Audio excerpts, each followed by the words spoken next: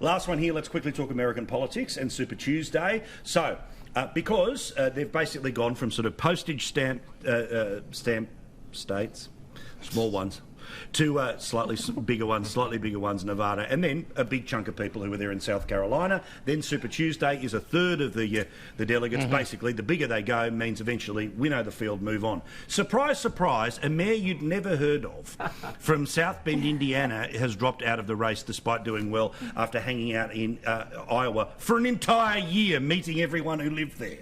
Anyway, Biden back because the African-American vote swung in hard behind him. And now we're in a scenario where, of course, Sanders versus Biden.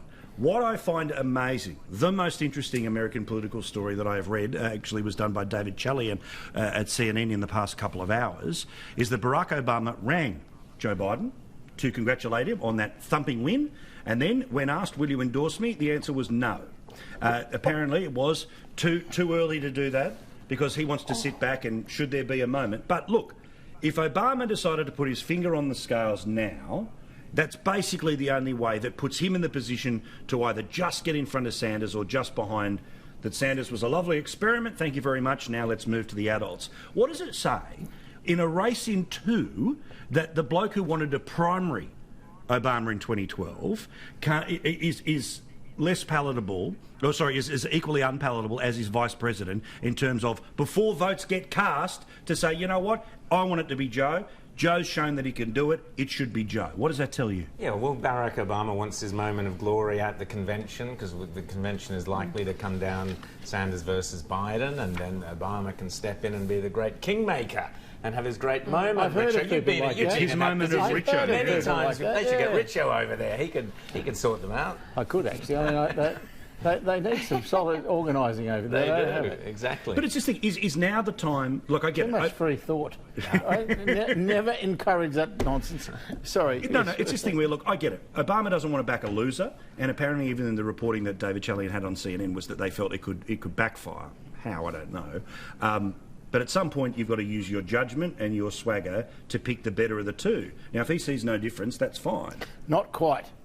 He's in his position. He's got to make sure he picks the winner, whether the winner's the better of the two or not. Right. So you don't sit back. So basically, when it's very obvious, that's when you say, "Well done, mate." That's what I'd be doing if I were he. I wouldn't. See, people like him, ex-presidents have a kind of exalted position in America, which ex-prime ministers don't have here. No. And you know, when you're in that exalted position, you want to be very careful about endorsements. You've got to be very careful. Maybe he's going to use, rather than using the rub to get Biden over the top, he wants to use the rub to be able to say to whoever is clearly not going to win, mate, get out. I think Biden must win when the crunch comes. But I would have thought Sanders would have been out by now. So I've been wrong about Sanders all the way. Well, get ready to feel a little bit nervous here because in California, where hundreds of delegates are up, you need, 1,900 to get there, about 400 of them are available in California. Now, to get any delegates at all, you need to be above 15%. On a poll put out by CNN last weekend, only Sanders was above 15%. So imagine having a 400-point buffer. So now that obviously won't be the case. So let's imagine it's a 200-point buffer. Good luck making that up in the next little while, especially when a lot of these states that are voting. Do we have the map of these states that are coming up this week? Wednesday Australian time, Tuesday in the United States, Wednesday lunchtime here. The results, of course, here on Sky News and analysis over there on Fox News as well. Well, a lot of these places have actually been already voting for a few weeks, so that's the Sanders effect. So what do you think, Jenna, about that idea that Barack Obama rings and says, well done, but didn't say, I'm going to back you yet? I love the cheekiness of it. I kind of love it, but I think maybe the one person you do need, because remember Michelle Obama was probably the star of the convention back in 2016 with Hillary Clinton.